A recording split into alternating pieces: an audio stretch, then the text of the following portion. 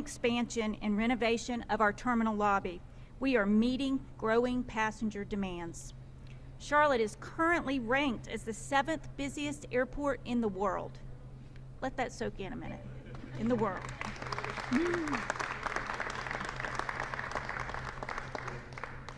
And for the first quarter of 2024, Charlotte is the fastest growing airport in the country by available seats.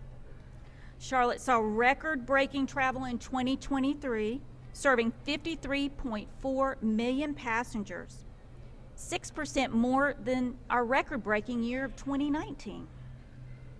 That's a lot of people, and that's a lot of pressure on our infrastructure and our facilities. This year, we're continuing to grow, including the expansion of Concourse A, which we expect to open in September with 10 new gates. We're adding on to our building here with our canopy that will connect the parking decks to the terminal building. You won't be wet when you come to the airport. Enhancements are underway in baggage claim and on Concourse E. Away from the terminal, progress continues on our 4th parallel runway. It's scheduled to open in 2027 and is projected to save $5 billion in delay savings and fuel burn reduction. Without public investment in our infrastructure and strong partnerships with numerous agencies, these improvements, expansions, and enhancements would not be possible. Thank you for being here today. I'm happy to introduce you now to Vinay Patel, Principal for Shree Hotels and current Chair of the Charlotte Regional Visitors Authority.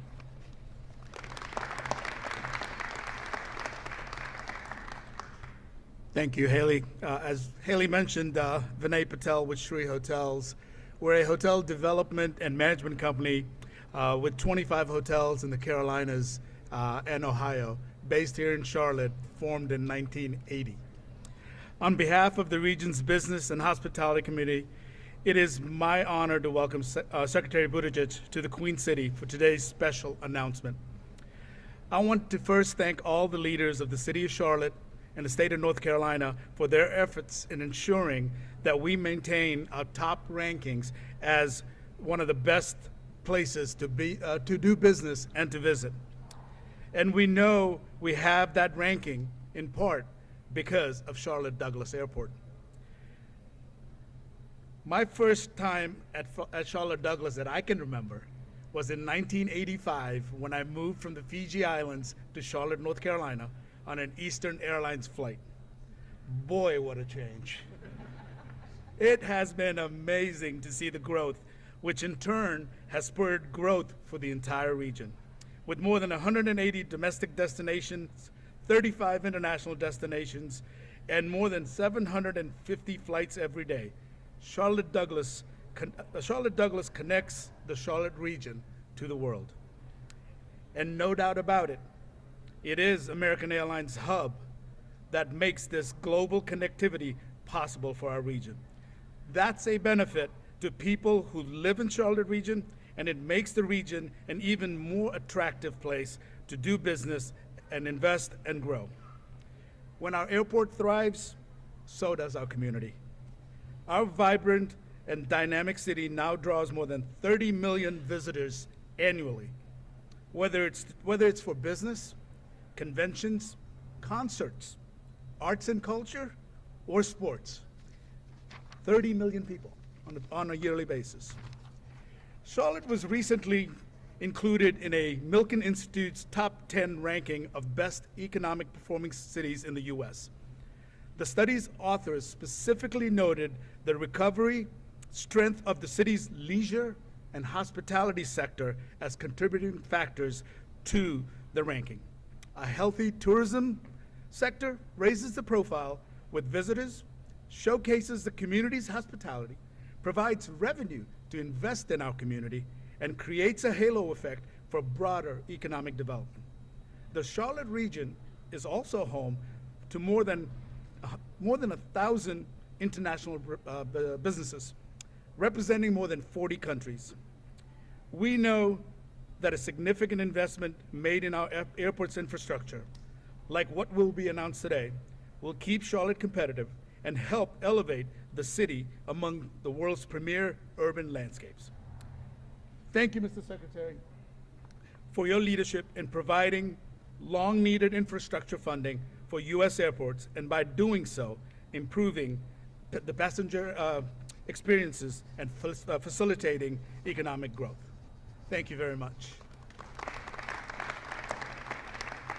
It is now my pleasure to introduce a dear friend of mine. As Mayor of Charlotte, Vi Lyles has been at the forefront of propelling the city towards a future where quality of life, equal opportunity are accessible to all. Serving her 4th term, Mayor Lyles has presided over a period of remarkable growth and economic prosperity for Charlotte, now the 16th largest city in the United States, with nearly 900,000 people. Mayor Lyles' tenure has been marked by productive community engagement, a focus on affordable housing, a robust transportation infrastructure plan, and community safety initiatives. Before her elections, Mayor Lyles' commitment to public service was evident during her tenure on the City Council and her invaluable work as a city employee, where she established the city's first capital budget. A graduate of Queen's University and a master's degree in public administration from our beloved alma mater, the University of North Carolina, Chapel Hill. Please welcome Mayor Lyles.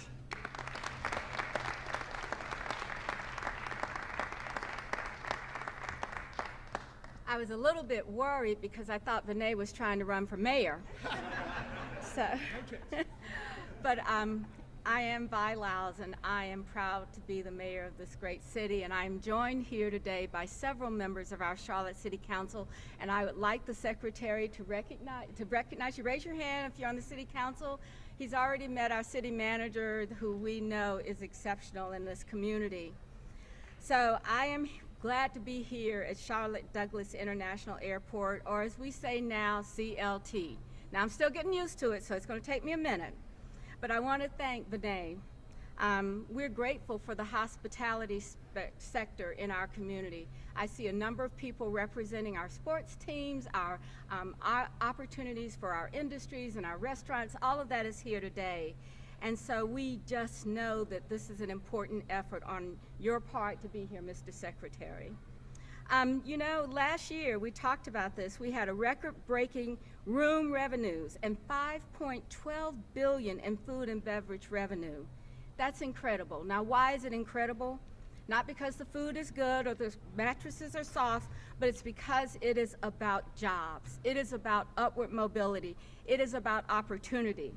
So I want to thank the Secretary and especially the Biden-Harris administration for the support that they have provided to Charlotte, not only with transformational grants, but our strategic support as we lay plans that allow for us to continue to grow a developing region, because that's what's going to make us hum.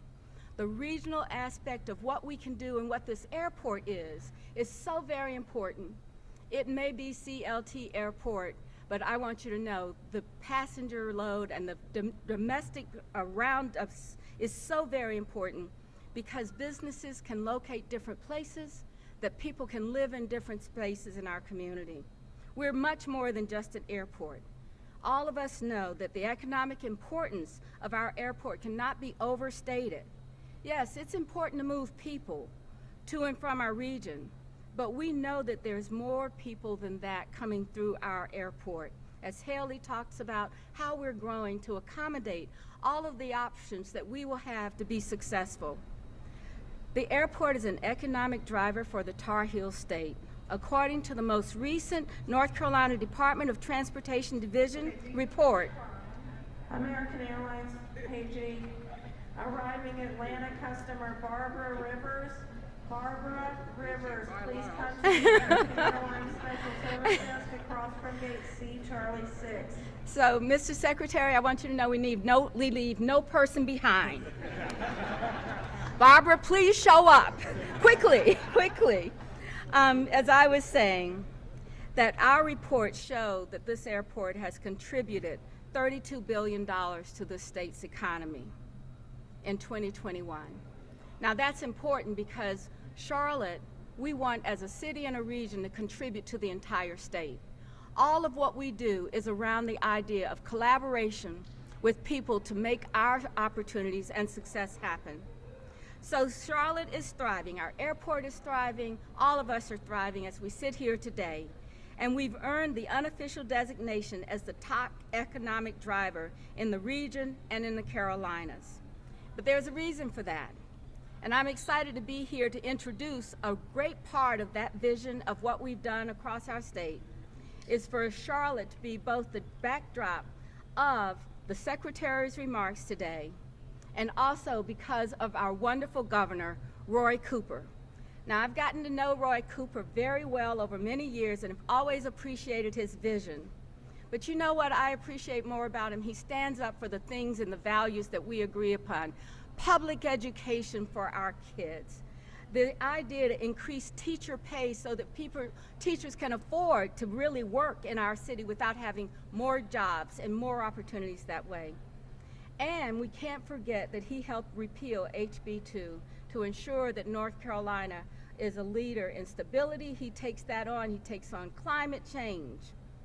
But I want to say most importantly, I think what Governor Cooper does is he runs a state with values that we all can understand and makes things happen for every resident across the footprint of the Tar Heel State. So please welcome to the podium my friend, Governor Roy Cooper.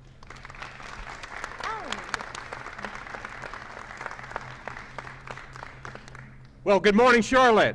Good morning. I'll tell you, this Queen City is so fortunate to have a thoughtful, smart, dedicated, visionary mayor like Vi Lowes. And I'm grateful for her friendship and all of the amazing work that she does. And let's give her another hand. And Mr. Secretary, we are always excited to have you come to North Carolina. We like you anyway, but you seem to always bring good tidings. So you're welcome back many times to North Carolina, the state that is first in flight, the birthplace of aviation. And Secretary Buttigieg, if Governor DeWine of Ohio tries to argue otherwise, tell him you ain't buying it, okay? You all are well aware that North Carolina has been ranked as the #1 state for business for 2 years in a row.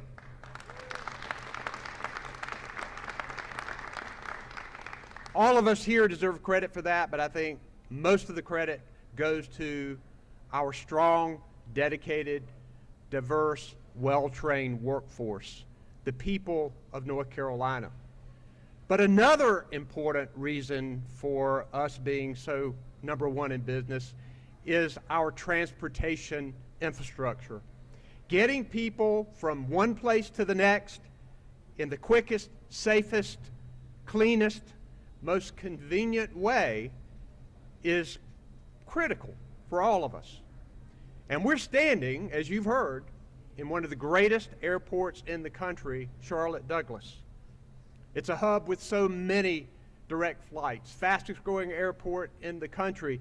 And I go around the country a lot. People tell me how much they love just even coming through this airport. The famous white rocking chairs they always talk about, but the convenience that comes with it. So I know firsthand that when C-suite decision makers are deciding where they want to move their business or to expand their business, they think about air flights and getting from one place to the other in the quickest way. And Charlotte Douglas Airport is such a strong economic driver for us. Charlotte Douglas Airport fills the bill. But airports and other transportation and other infrastructure are in constant need of improvement. As good as they are, you got to make significant investments for them for improvement. And for decades, we have been waiting for a robust infrastructure bill from Washington. And the Biden-Harris administration has finally delivered. This bipartisan infrastructure bill is going to bring economic development not only to North Carolina, but across the country. Billions of dollars are going to come to our state for high-speed internet, for roads and bridges and airports and our ports. And it's so important that we continue to make these investments. We're going to compete for every single federal dollar here in North Carolina. And today is another important announcement that will help move us forward. So helping to lead the way is our special guest. He is a dedicated public servant. He's working hard to make Americans be able to go. And he is former mayor, a Navy veteran, and one of the smartest people you will ever meet. I'm glad to introduce to you my friend and our great Secretary of the Department of Transportation, Pete Buttigieg. Mr. Secretary.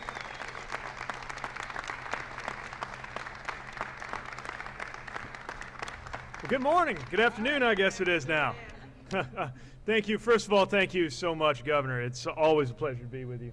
And even the more so when we're bringing good tidings, 27 million of them in this case, to help further the great work that's happening here. It does feel like we've been celebrating a lot of good news in North Carolina, whether it's the I-85 work happening west of here, the Alligator River Bridge on 64, the fantastic announcement we had not long ago about $1 billion headed toward that Raleigh to Richmond corridor, and now our latest round of supporting for the growing, important, and deserving Charlotte CLT, Charlotte Douglas International Airport. But you're also, I think you know this, but you can be a very long way from North Carolina and still be hearing about the visionary leadership of Governor Roy Cooper, and you are lucky to have him leading one of the most effective state administrations in the United States of America. He's been a great partner in developing infrastructure. So thank you, Governor, for welcoming us here. Likewise, Mayor Vi Lyles, my fellow mayor, I always think first with the heart of a mayor when we're doing this work. Thanks for the warm welcome and for your leadership. You know, it's extraordinary. So many of the things you've been able to achieve are things that most cities only dream of in terms of the growth, in terms of the development, in terms of preparing for that. And I know the job of mayor has only gotten harder since I wore the title. Although it would have been nice to have $1 trillion infrastructure package from the president back when I was mayor. But you have provided extraordinary leadership. And I want to thank the whole airport team. I want to thank Vinay and the board. I want to thank Haley and her terrific staff who have so much to be proud of here. They can't be here, but I want to make sure to recognize your delegation as well. The reason they can't be here is because there's a lot of important work and votes taking place on Capitol Hill right now. But you have some remarkable representatives and senators who never hesitate to remind me about how important it is to keep funding coming to CLT and other important assets here. In particular, I often speak with Representative Alma Adams and Representative Jeff Jackson about where we're headed and how we can work together. I had great conversations yesterday with both of your senators on the phone, and I want to go out of my way to recognize that Senator Tillis was one of the Republicans who worked across the aisle with Democrats to help get this done. And that matters. Bipartisanship yields results.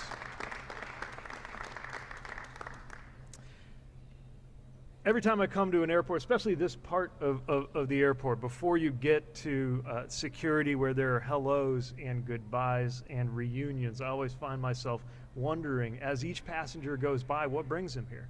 What are they up to? Are they on their way to a job interview that they're nervous about? Are they getting ready for a vacation that they've been saving up for years? Are they about to see loved ones at a wedding?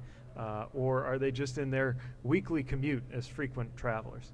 What we know is no matter what brings you to this airport, so much depends on the airport being ready to meet your needs. This is an airport that opened about 90 years ago with 3 runways and 1 terminal, and over the generations it has grown and changed to meet the needs of a growing community and country. Served as an Air Force base during World War II, added more facilities as flying became more affordable and more central to our economy. It's also been a place that has been investing in safety. It is doing its part to make sure that we continue that extraordinary record by which flying, a form of travel that involves being propelled through the air by flammable liquids, has somehow become the safest way to travel in America or in the world. That doesn't just happen. That happens because of the people and the facilities here, which is why last time we were here at the airport, I visited the brand new air traffic control tower, which gives controllers a bird's eye view of the runways to help those planes take off and land safely and efficiently. And look at that taxiway geometry that's going to mean gains in efficiency and in safety. 118,000 people come through Charlotte Douglas International Airport every day. And just to put that in perspective, that's more than the entirety of the number of people who attended the Super Bowl, all walking through the halls of this terminal every single day. And so it's time for this airport to be positioned to evolve again and grow. And that's why I'm here to congratulate this community and this airport on $27 million to modernize and improve the terminals here and improve the passenger experience for everybody who comes through TLC.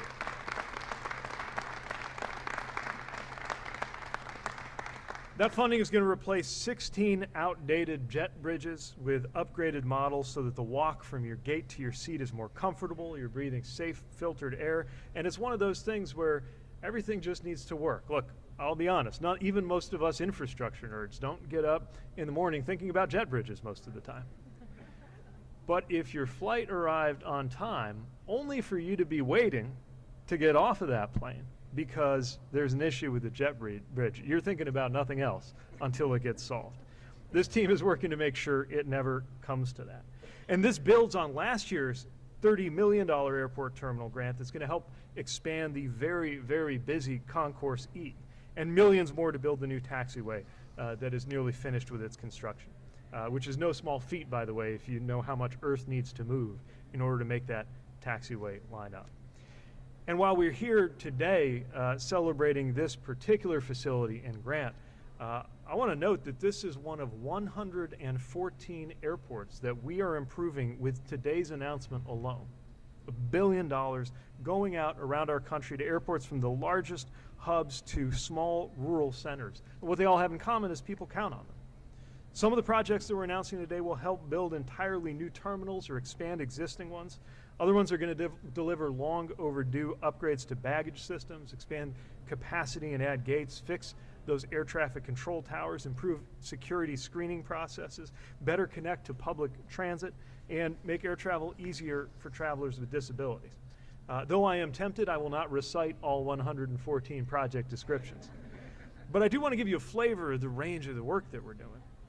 We're investing in some of America's biggest hubs like this one and like Chicago O'Hare International Airport. The funding there is going to do everything from help make the corridors wider to having TSA screening be more efficient, even just better restrooms, which as a parent of toddlers, I am now particularly invested in. We're supporting regional airports like in Appleton, Wisconsin to add new gates with passenger boarding bridges there and build new solar and sustainability programs. But it's not just big terminals like this. We're investing in Standing Rock Airport in Fort Yates, North Dakota. The thing about their terminal is they don't have one at all. So we're funding them to build one. And that's going to make it possible for general aviation pilots and, importantly, people on emergency medical flights getting to trauma centers and their patients to have the benefit of a building and be protected from the elements. That's the range of the things that we can do with this infrastructure funding.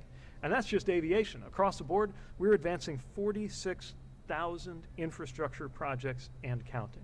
Rail, roads, bridges, ports, including, as we said earlier, so many around here, from the S-Line passenger train connecting Raleigh to Richmond to the I-85 Futures project, which is going to reduce traffic and build new multimodal options and help with supply chains so that even people who never travel on that corridor are better off because it's in better shape. And all of that will in turn be creating hundreds of thousands of good paying, often union jobs that are going to employ people from the places where these projects are happening. I also want to mention the broader context of air travel, and I'll end with this because I think America has air travel on our mind right now. We're thinking about how to improve that, partly with regard to safety, something given new relevance by the 737 MAX 900 incident in January.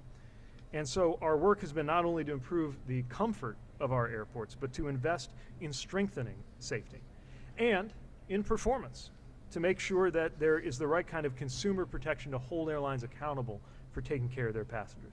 We pressed airlines and cooperated with them where that was the right thing to do. And the result of that collective effort is that last year, cancellations were at 1.2%, the lowest level we recorded in a decade. And when there is a cancellation or a delay that an airline is responsible for, we got them to commit to do more for passengers with hotels, meals, ground transportation, and other accommodations. I'm pretty excited about it.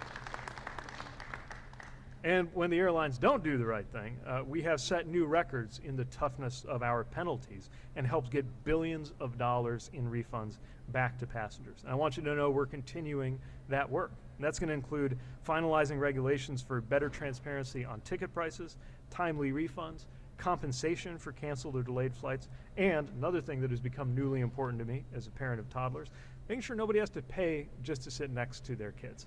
These are common sense improvements that I think are going to build confidence in our aviation sector. So what all of this work has in common is that it's helping Americans go about their day, wherever they're headed, and for whatever reason they're there, with less stress and fewer costs so that they can focus on what really matters, which is the people who are waiting for them when they land. And it's in that spirit that I'm so pleased to be working together and that you, again, in this community and this facility, have a lot to be proud of. Thanks very much for the chance to be here and celebrate with you.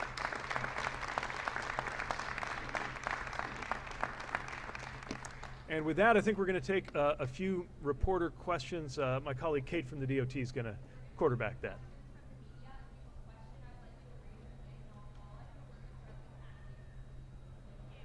Hi.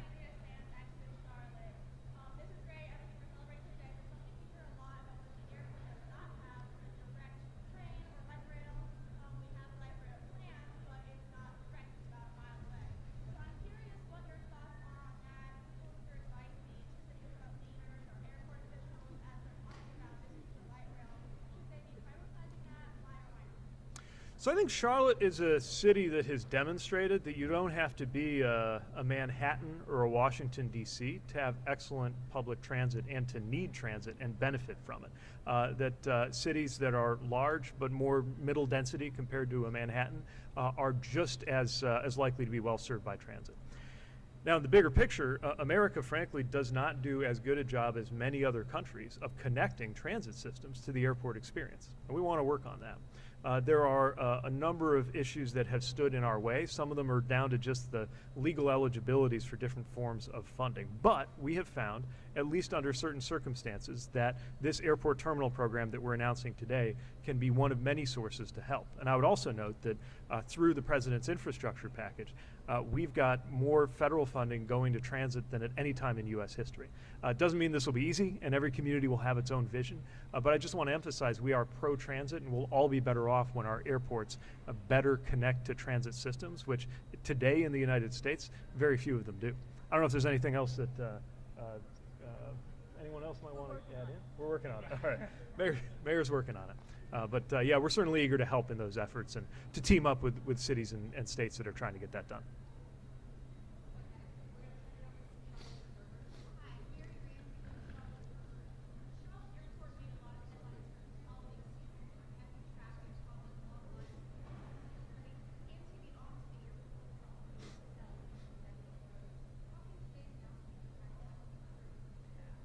Well, this is one of many areas where both the funding that is being raised at the airports and federal funding can make a big difference. Just on the way over, Haley showed me one of the new and improved checkpoints, which has a 3x improvement on the old checkpoints in terms of the throughput there.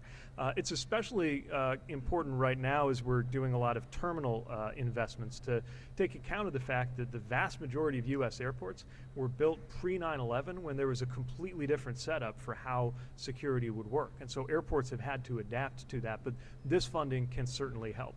Similarly, in terms of the experience of getting to and from, I would note that, for example, our project at LAX, they call it the horseshoe, and everybody curses it because you can spend more time in this horseshoe-shaped driveway getting among the terminals than it takes you to get to and from the airport, and that's saying something in Los Angeles. I know the Canopy project here is part of improving that experience. I don't know, again, if airport folks want to go into plunge into any more detail on that. All right. But yeah, I can tell this is on Haley and her team's mind because she pointed all of those things out as we were walking over from our gate. Hi, Brett Jensen with WBT. I'm just curious, there's been a lot of talk probably for maybe 30 years with high-speed rail between Charlotte and Raleigh. I know you were here just recently about Raleigh to Richmond. And what do you think the possibilities are? Do you think that should be a part of it? So I think this is a region that is an excellent candidate for further development of rail, including America's high-speed rail future. And I'll tell you why. What you have are a lot of population centers that are a long drive or a short flight away from each other, and that's the kind of region that can benefit a lot from rail connectivity. It's why we're big believers in the Raleigh to Richmond vision, and why we are investing, certainly not the capital dollars that you're seeing for the projects that are ready to go, but planning dollars to help build out those visions through our Corridor ID program. That's true for any kind of passenger rail service that I think really needs to be built up.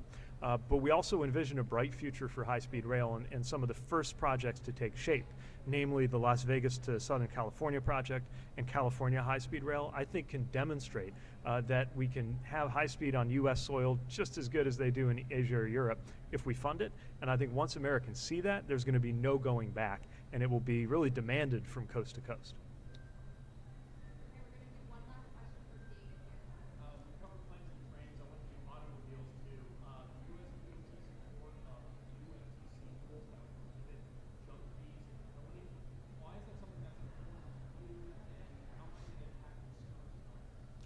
First of all, think about how much we count on our truck drivers. I think that America had a wake-up moment about this in 2021 when supply chains became a kitchen table term, and we realized just how much we rely on everything from the ships coming into our ports to the men and women who drive those goods around the country.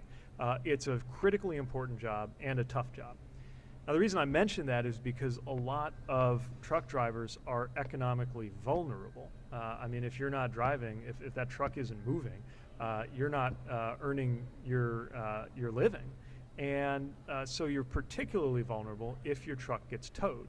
Now, one of the issues that truck drivers face is predatory behavior, where they will get towed, maybe somebody will have them towed, maybe they themselves call in to get towed because they have a maintenance issue. And then their truck is trapped, and there's not transparency on the front end about what you'd have to pay to get them back. They make up things like an equipment fee that an ordinary common sense understanding of the charge would be that's part of what I'm paying for when I pay you to come tow my truck. Other invented fees. And so the FTC is developing rules that would pay attention to fees that either aren't transparent up front and or aren't connected to the service, but also aren't optional. And again, often these truck drivers feel they have to pay these fees because they got to get their truck back, but they can be out thousands of dollars. It is grossly unfair. It's part of what we believe in using the tools of the federal government to do something about. And so I applaud the FTC paying attention to that, and we wanted to make sure our department's voice was on the record in that. And it's part of a bigger picture in terms of junk fees. You've heard the president talk about these resort fees where you get to a hotel and you have a non-optional fee that's not part of the room rate. Or what we're doing in our department on fees, I consider it to be a junk fee if an airline makes you pay to sit next to your own kid, or some of these other things where there's not a lot of transparency. So we're doing our own rulemaking as part of that. So it's all part of that bigger picture, but the bottom line is truckers deserve better, they deserve to be protected, and that's why we're weighing in on this FTC process. All right. Thanks very much. Congratulations again. Good meeting you. Secretary Ed Driggs, I chair the Charlotte City Council Transportation Planning Committee. I wanted to thank you on behalf of all my colleagues for the federal representation here in Charlotte. I'm sure our mayor, if I know her, filled your ears with more than you needed to know. My concern is what is the available capacity of the infrastructure bill and how much longer? We've got plans